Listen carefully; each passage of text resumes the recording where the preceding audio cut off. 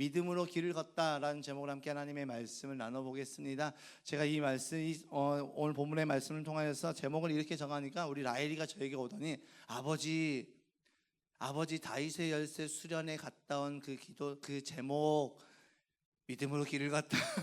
예, 정말 이 말씀을 계속 묵상하면서 결론은 이것밖에 없더라고요. 이것밖에. 우리가 오늘 기왕 우리가 하나님의 말씀을 들으러 왔으면은 우리의 감정, 나의 어떠함, 나의 느낌, 나의 기분 다 내려놓으시고 우리에게 행하신 그 진리 대신 예수 그리스도를 바라보며 나아가는 귀한 시간이 되시기를 주님의 이름으로 축복합니다. 그래서 히브리서 기자도 우리에게 이렇게 말씀하고 있지 않습니까? 믿음의 주요 온전케 하신 이인 예수를 바라보자. 그 예수님은 우리를 위해서 십자가를 지는 그 부끄러움을 개의치 않으셨고 그보다 더 큰 기쁨을 얻으셨다라고 말씀하고 있습니다.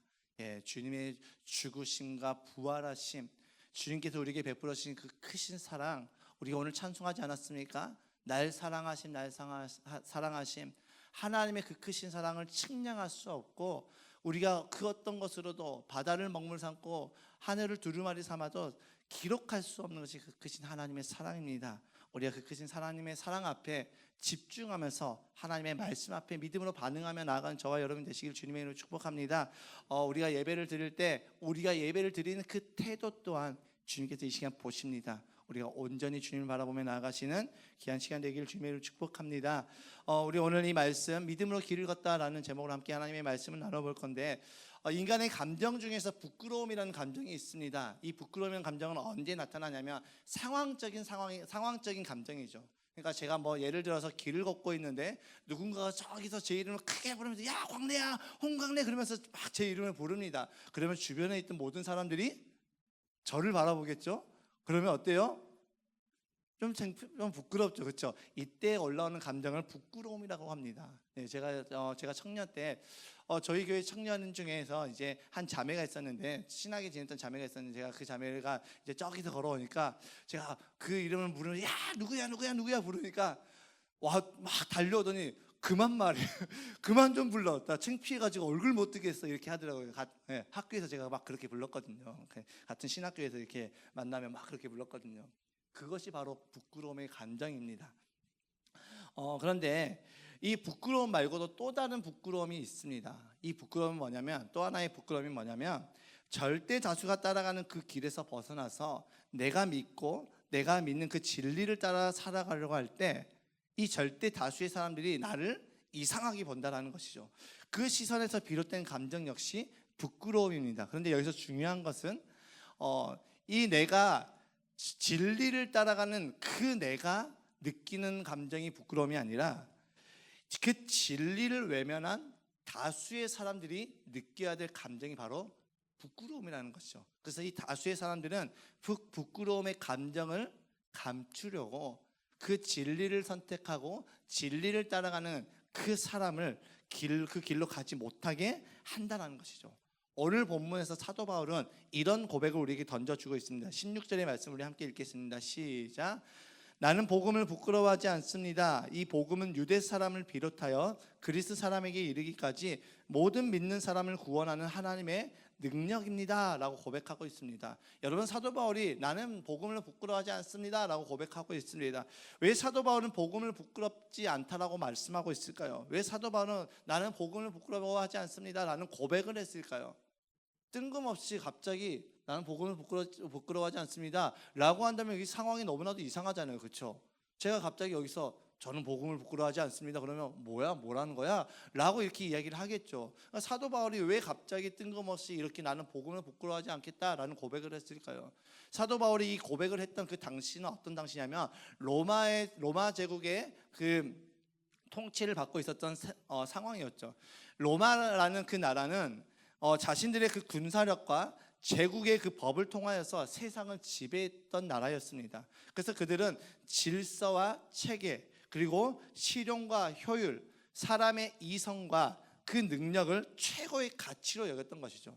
그러니까 내가 얼마나 잘나느냐, 내가 얼마나 뛰어나느냐, 내가 하고 있는 것이 얼마나 실용적이고 효율이 있느냐, 내가 얼마나 질서에 따르고 있느냐, 내가 얼마나 그 체계 안에 들어가 있느냐, 이 모든 것을 최고의 가치로 여겨서 판단했다는 것이죠.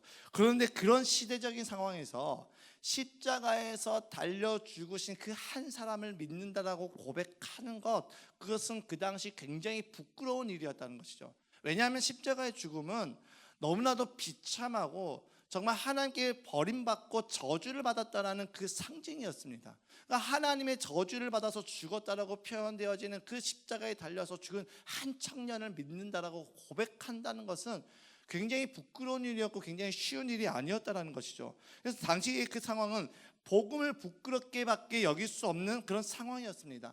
그런 상황 가운데서 사도 바울이 이런 고백을 하는 것이죠. 나는 복음을 부끄러워하지 않습니다. 그리고 사도 바울은 이런 상황 가운데서 고린도 교회에도 이런 이야기를 합니다. 고린도전서 1장 18절의 말씀, 십자가의 도가 멸망하는 자들에게는 미련한 것이지만 구원을 받은 저와 여러분, 우리에게는 하나님의 능력이라 라고 고백을 하고 있죠. 오늘 본문의 말씀과 똑같죠. 모든 믿는 사람을 구원하는 하나님의 능력이 복음이라고 이야기하고 있고, 그 십자가의 도가 구원을 받은 우리에게는 하나님의 능력이라고 이야기를 하고 있죠. 그러니까 당시 그리스도인들이 당시 이제 로마 제국에 있는 그 상황 가운데서 사람들이 그리스도인들을 바라보면서 가장 이상하게 여겼던 것은 예수라는 인물을 믿는 그 믿음 자체를 이상하게 여기지 않았습니다. 믿을 수 있죠. 예수를 믿을 수 있죠. 그것 가지고 자기 본인이 믿는다는데 그것이 얼마나 흠이 되고 얼마나 부끄러워지겠습니까? 그런데 그들이 이해할 수 없는 것은 무엇이었냐면, 예수를 믿는 것 자체가 이해할 수 없었던 것이 아니라 그 예수를 믿음으로 자신들이 받아야 될 그 불이익을, 엄청난 불이익을 감당하는 그 모습을 바라보면서 이해할 수 없었다는 것이죠. 여러분, 그들은 예수를 믿는다라고 이야기를 하는 순간 자신의 모든 전 재산을 빼앗기고 몰수당하고 자기가 살고 있는 그 지역에서 쫓겨나는 것이 일쑤였습니다. 쫓겨나면 그것은 그나마 양반이지요. 붙잡혀서 고문당하기도 하고요, 사자의 밥이 되기도 했습니다. 그러니까 고문당하다 그 믿음을 지키다가 죽음에 이르기까지 이르는 그 모습들을 바라보면서 사람들이 이해할 수 없었던 것이죠. 도대체 쟤네들은 뭐야? 그 십자가에서 달려 죽었던, 비참하게 죽었던 그 청년이 뭐라고, 도대체 그 청년이 뭐라고 그렇게 그 믿음을 지키기 위해서 그렇게 목숨을 거냐, 이런 것에 대해서 이해할 수 없었다는 것이죠. 물론 이런 상황 가운데서 모든 크리스찬들이 믿음을 지킨 것은 아니었겠죠. 누군가는 예수님을 부인했겠죠, 살려고. 이들의 입장에서는, 그러니까 예수님을 부인하고 살았던 그들의 입장에서 믿음을 지키고자 예수를 부인하지 않고 세상의 흐름을 따라가지 아니하고 그 믿음을 지켰던 그들의 모습을 바라보면서 그들의 마음에 어떤 감정이 들었을까요? 부끄러운데? 나 뭐지? 이런 감정이 들지 않았을까요? 자, 우리 이 시간 말씀을 듣는데 좀 고개를 좀 들어서 저를 바라보시기 바랍니다. 말씀은 눈으로 받는 것입니다. 귀로 듣는 것이 아니에요. 그렇죠? 귀로 듣는 것이 아니라 우리가 예배 가운데 왔으면 우리가 하나님의 말씀 가운데 뭐라도 건져가야죠. 그냥 왔다 그냥 돌아가면 이 한 시간 굳이 올 필요가 없죠. 그냥 와서 멍하니 앉아있다가 돌아가시려면은 굳이 올 필요가 없는 시간이죠. 내 시간 버려가면서 뭐 하려고 이 자리까지 오겠습니까? 우리가 이 자리에 왔으면 하나님의 말씀을 듣고 하나님의 그 음성을 붙잡고 나아가기 위해서입니다. 자, 그러니까 나는 살려고 예수님을 부인했어요. 그런데 그 부인했던 상황 가운데서 내 옆에 사람은 예수님을 그 믿는 믿음을 부인하지 않고 그 믿음을 지키다가 죽었어요. 그 모습을 바라볼 때 내 안에 어떤 감정이 들겠습니까? 부끄럽고 창피하고 그 수많은 감정들이 올라오지 않겠습니까? 그러니까 우리 부인했던 사람들의 눈에는 믿음을 지키는 사람들이 안 이꼬아 보였겠죠. 꼭 저렇게까지 해야 되나? 꼭 저렇게까지 믿어야지 믿음이야?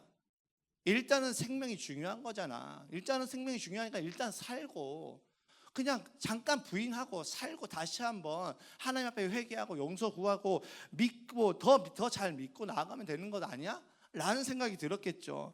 여러분, 그럼에도 이렇게 이야기하는 자들이 있음에도 불구하고 그들은 믿음을 지켰다는 것입니다. 자신의 믿음을 지키기 위해서 생명을 걸었다는 것이죠. 북한에서 실제로 있었던 일인데 김정은의 아빠 김정일 아시죠? 그렇죠? 지금은 지옥에 있겠죠? 예. 지금은 지옥에 있을 그 김정일이 교회를 탄압하기 시작했습니다. 교회를 탄압하고 그리스도인들을 잡아서 그들에게 고문을 하는데, 정말 인간이라면 어떻게 이런 고문을 할 수가 있을까라고 생각이 될 정도로 정말 잔인하고 끔찍한 그런 고문을 했더라고요. 그 이야기를 들어보니까 어떤 상황이었냐면, 어떤 고문이었냐면 수많은 고문들이 있는데 정말 제가 이해할 수, 야 정말 인간이 이렇게까지 해도 되는가? 라는 그런 고문이 있었는데, 뭐였냐면 그리스도인들을 붙잡습니다. 교회를 다니고 예수를 믿는다라고 고백하는 자들을 붙잡습니다. 그리고 그들을 어떻게 하냐면 도로에 일자로 쭉 눕힙니다. 일자로 쭉 눕히고 나서 어떻게 하냐면, 우리 아스팔트 다지는 그 큰 롤러가 있는 그 롤러차 혹시 아십니까? 어떤 모양인지 아시죠? 그걸 이렇게 막 굴굴 굴러서 그 아스팔트를 다지잖아요. 반듯하게 다지잖아요.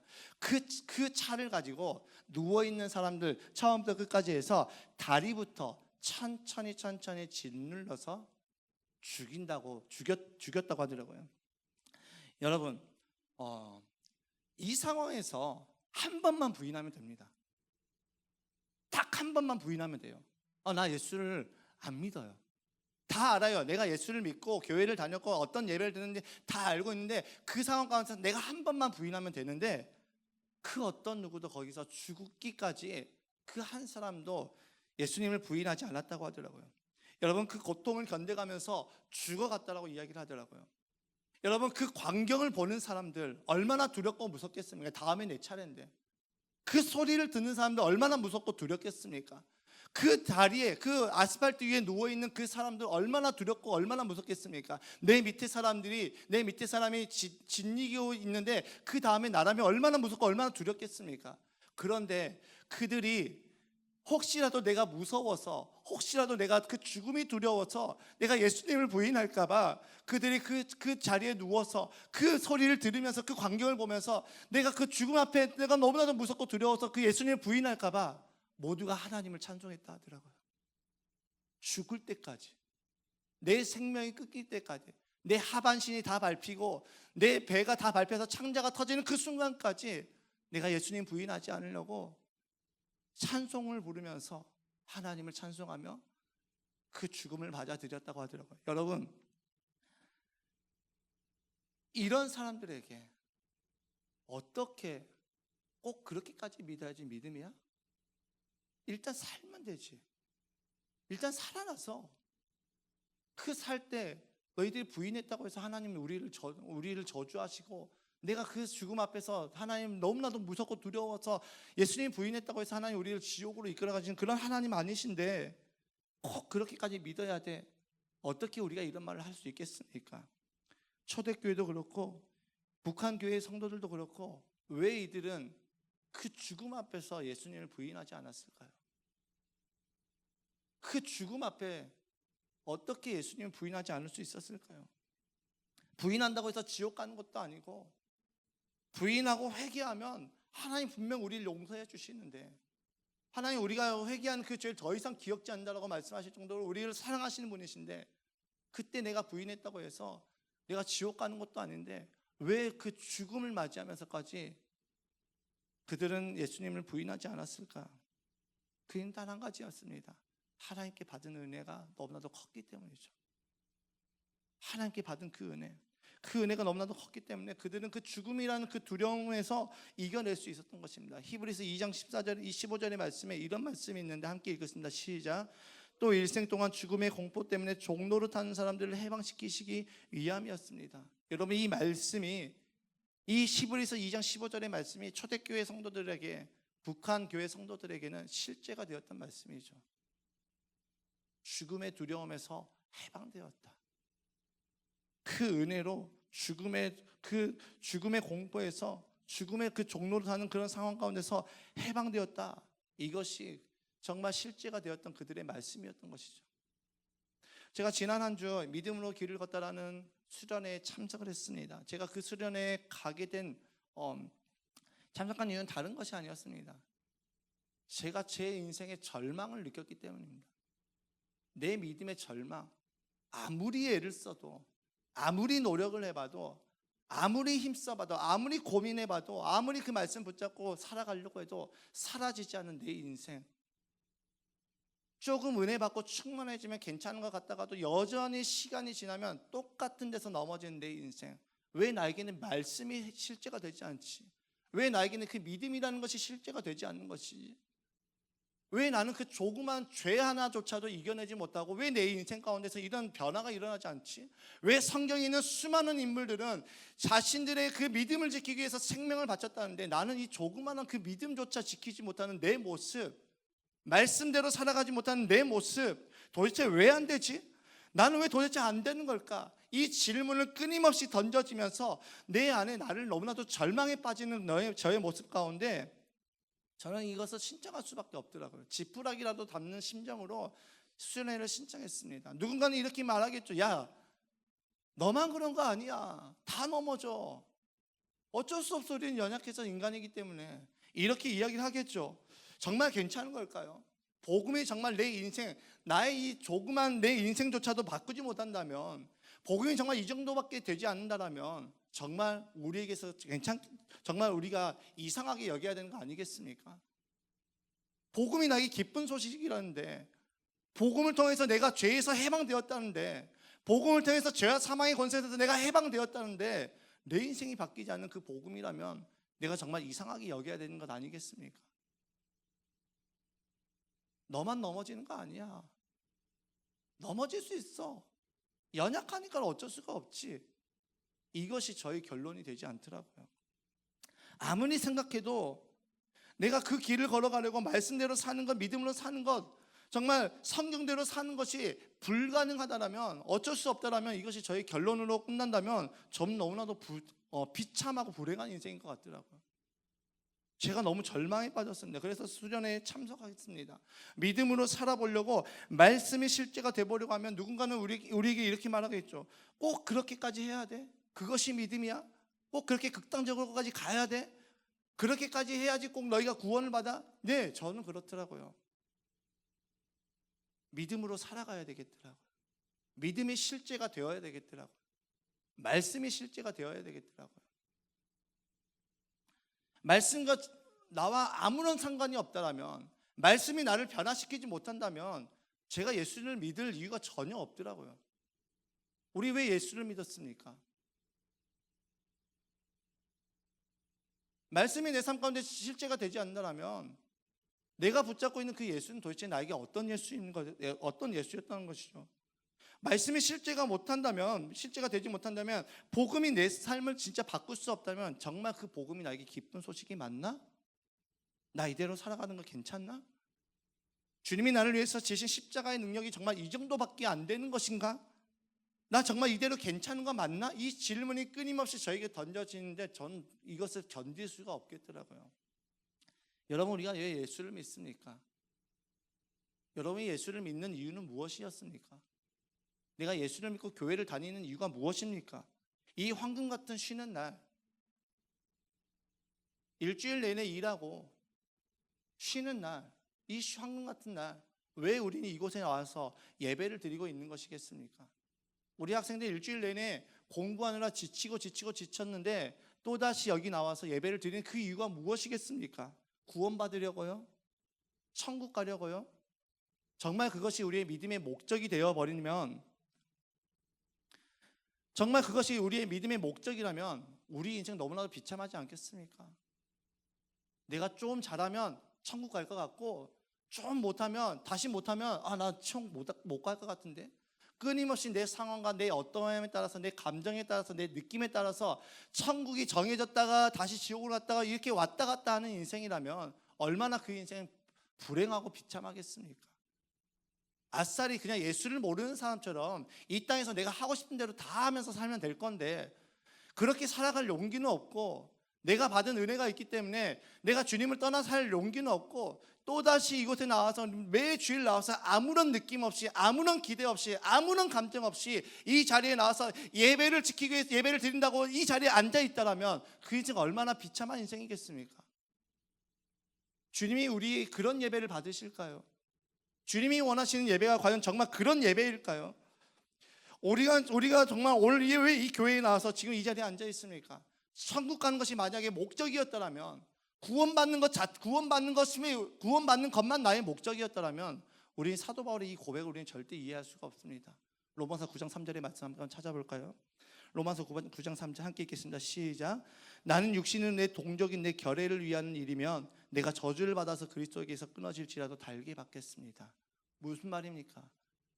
내 동포, 우리 유대인들이 내가 받은 이 은혜를 알 수만 있다면 내가 이 그리스도에서부터 끊어지는 저주를 받아서 지옥에 가도 난 괜찮습니다라는 고백하는 것이죠. 천국 가는 목적, 천국 가는 것이 이 믿음의, 우리의 믿음의 목적이 된다면 이런 고백이 가능하겠습니까? 불가능하죠. 어떻게 받은 천국행 티켓인데, 내가 어떻게 얻은 천국행 티켓인데 내가 내 옆 사람 살리자고 내가 지옥에 가? 절대 할 수 없는 고백이죠. 여러분, 우리의 믿음의 목적은 구원이 아닙니다. 천국 가는 것이 우리의 믿음의 목적이 되어서는 안 됩니다. 내가 구원받는 것은 내가 예수님을 믿고 하나님의 자녀로 살아가는 그 과정 중에 하나인 거지, 그것이 목적이 되면 우리는 하나님의 능력을 누릴 수가 없습니다. 말씀이 실제가 되는 그 삶을 누릴 수가 없습니다. 우리에게 말씀이 정말 실제가 된다면 우리는 이런 삶을 살아갈 수가 없겠죠. 사도 바울이 이런 고백을 할 수 있는 이유는 다른 것이 아니었습니다. 내가 받았던 그 은혜가 너무나도 컸기 때문이죠. 너무나도 큰 은혜를 받으니까 내가 가만히 있을 수 없었던 것입니다. 내 가족이 생각났던 것이죠. 내 동포들이 생각났던 것이죠. 그들이 이 은혜를 받을 수만 있다면, 이 은혜를 깨달을 수만 있다면 나는 지옥에 가도 나는 괜찮습니다. 주님이 모든 건 내가 감당할 수 있습니다 라고 고백하는 것입니다. 하나님께서 나를 위해서, 우리를 위해서 희생하시고 포기하신 그 너무나도 그 큰 은혜를 내가 받았기 때문에 사도 바울은 가만히 있을 수가 없었던 것이죠.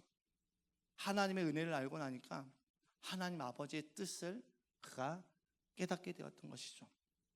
그래서 그는 가만히 있을 수가 없었던 것입니다. 복음을 전할 수밖에 없었던 것이죠.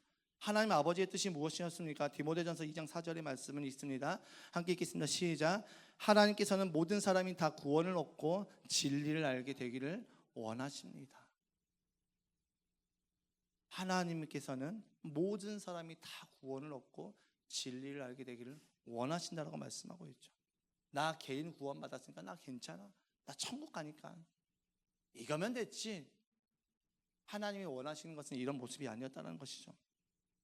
하나님의 사랑을 깨달았던 바울은 자신의 모든 인생, 모든 삶을 하나님께 온전히 바쳐서 헌신을 하게 되어지죠. 그러니까 이 상황에서 우리는 이렇게 생각하면, 아, 사도 바울이 정말 자신의 능력으로 하나님께 무엇인가를 해드리고 있구나. 아니요. 그가 하나님께 무엇인가를 해드리는 것이 아니었습니다. 그 은혜를 알고 나니 당연하게 나타나는 반응이었죠. 내가 드릴 수 있는 것이 이것밖에 없다는 것이 너무나도 안타까운 마음에 그는 자신의 생명을 드릴 수밖에 없었다는 것이죠. 그것이 바로 오늘 본문의 고백이죠. 내가 복음을 부끄러워하지 않습니다. 나는 복음을 부끄러워하지 않습니다.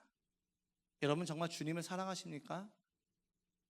정말 주님을 사랑하십니까?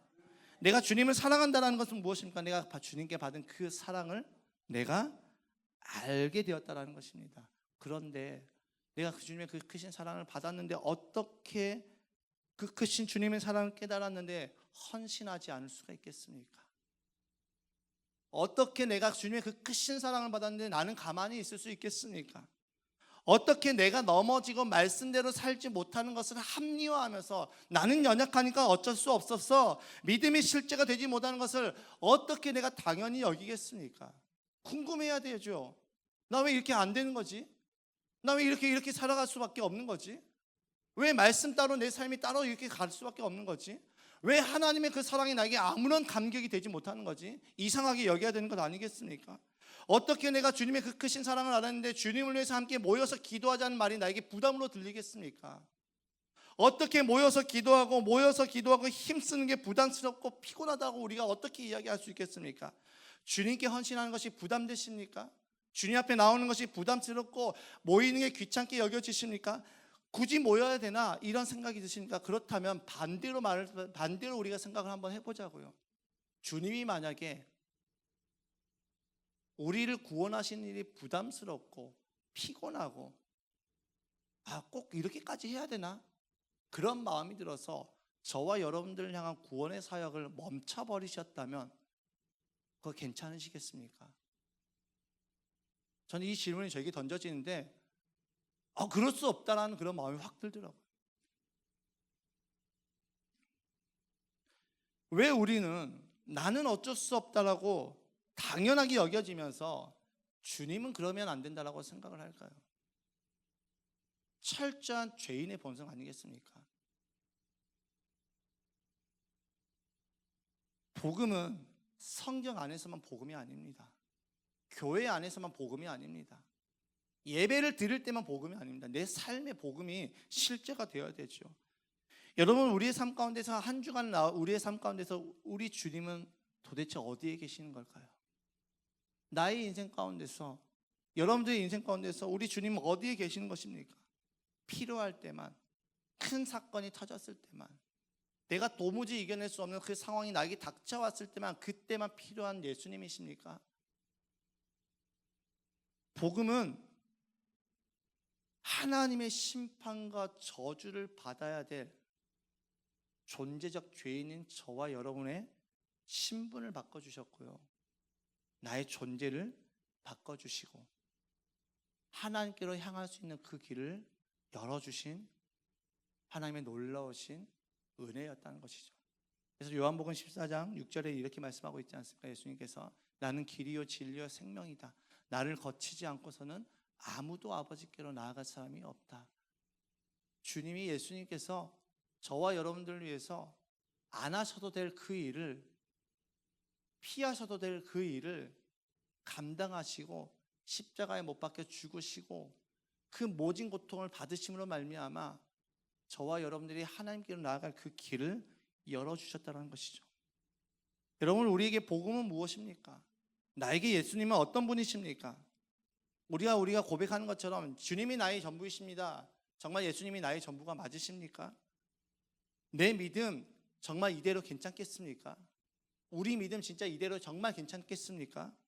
주님 앞에 나아가지고 하는 것, 기도하자고 하는 것, 모이자고 하는 것, 헌신하자고 하는 것이 부담스럽게 느껴진다면, 내가 다른 것은 다 하지만 주님 앞에 내 시간을 드리는 것이 나에게 정말 믿음으로 반응되어지지 않는다면 우리가 한번 점검해 봐야 되지 않을까요? 내 믿음 이대로 정말 괜찮은 건가? 정말 이대로 주님 오셔도 괜찮을까? 실제가 되지 않아서 괴로워하고 절망스러워하는 그 상황에서 우리 어쩔 수 없어, 이렇게 결론 내리지 마시기를 주님의 이름으로 축복합니다. 만약에 저의 결론이 나는 어쩔 수 없구나, 이것이 저의 결론이었다면 저는 정말 불행했을 것입니다.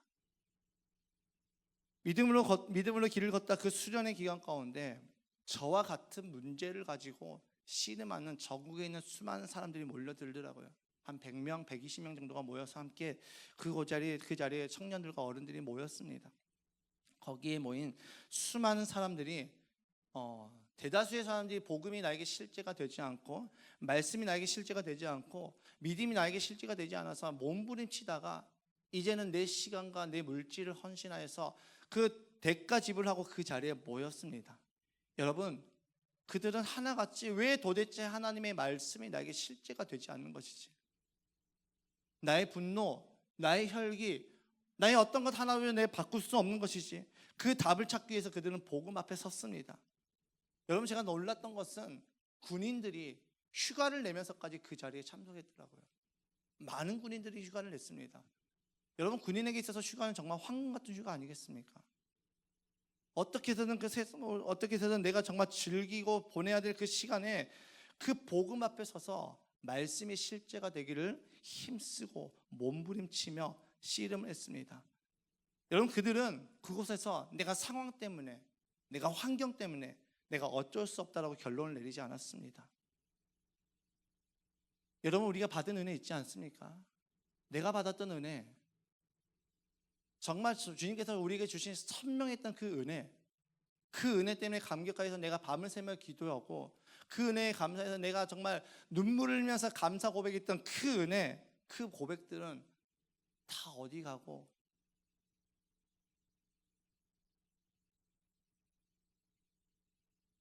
상황 때문에, 환경 때문에, 나의 감정 때문에 나 어쩔 수 없었어,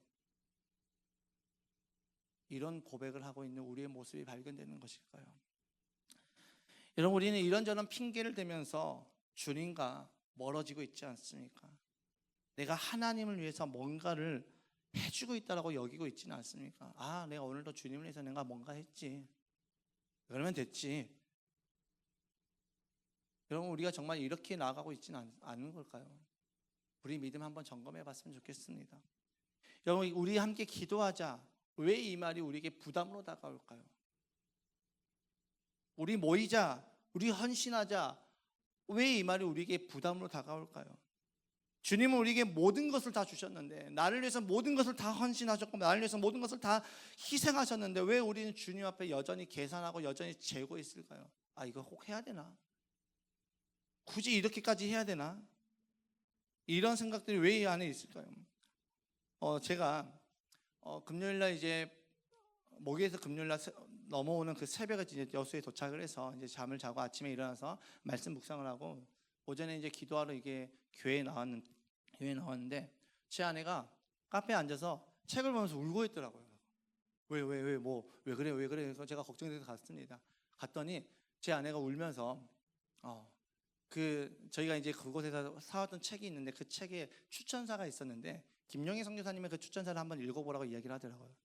제가 그 추천사를 읽는데 제 눈에 확 들어왔던 글귀가 있었습니다. 그게 뭐냐면, 달리다가 넘어진 아들을 향해서 아버지가 쫓아다니면서 괜찮아, 일어나, 승리할 수 있어, 이렇게 달려가는 아버지의 모습이라는 그 글귀가 제 안에 딱 오는데, 제가 그 자리에서 막 울면서 그치, 주님이 나에게 베풀어 주신 그 은혜가 이거지.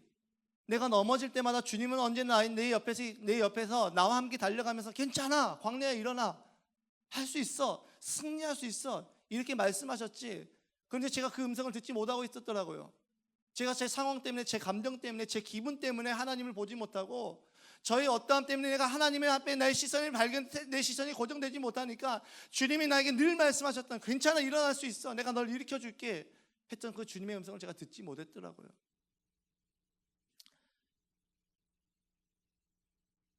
여러분, 주님을 정말 사랑하십니까? 우리 학생들, 주님 정말 사랑하니? 주님이 정말, 예수님이 너희들의 인생 가운데서 너희의 모든 것을 바꾸실 거라는 믿음이 있니? 아니면 그런 거 한 번도 생각해보지 않고 그냥 부모님이 나가라고 하니까 그냥 이 자리에 나와서 이 자리만 지키고 있는 거니? 여러분, 정말 주님 사랑하십니까? 내가 넘어진 것 때문에 주님 앞에 나가는 것이 부끄러우십니까? 우리에게 진짜 중요한 것은 내가 넘어진 횟수가 중요한 것이 아닙니다. 주님이 나를 몇 번 일으켜 주었나, 이것이 중요한 것이죠. 내가 100번 넘어지면 주님은 어김없이 다가오셔서 우리를 100번 일으켜 주셨습니다. 그리고 우리에게 말씀하십니다. 광래야 괜찮아, 달려, 승리할 수 있어.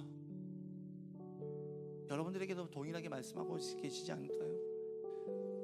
여러분, 그 하나님의 사랑이 있었기 때문에 지금 우리가 이 자리에 나올 수 있었던 것입니다. 여러분, 우리 그 은혜를 다시 한번 기억했으면 좋겠습니다. 내가 받았던 그 은혜, 뜨거웠던 그 열정, 뜨거웠던 그 열심, 하나님의 말씀이면은 네, 맞습니다. 고민하다가도 머리가 터지게 고민하다가도 주님이 말씀하시면 가야지요. 주님 가야지요. 저 주님 붙잡고 갑니다. 이렇게 고백했던 그 우리의 젊은 날의 그 신앙, 그것이 우리 안에 다시 한번 회복되어지길 주님의 이름으로 축복합니다.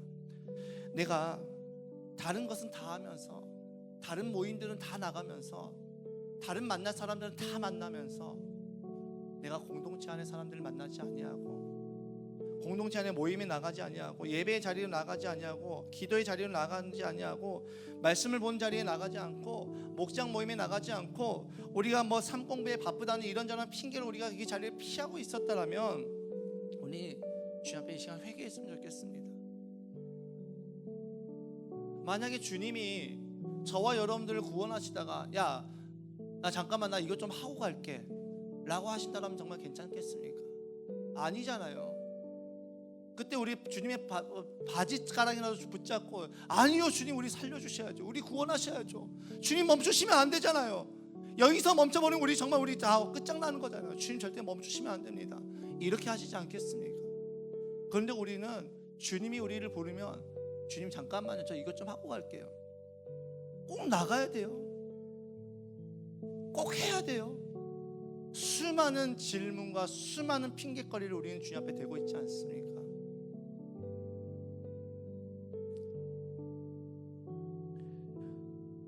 우리 주님이 저와 여러분을 향해서 헌신하고 희생하신 것 당연하게 여기지 맙시다. 주님의 은혜였습니다. 받지 못할, 받을 수 없는 우리에게 값없이 주신 은혜입니다.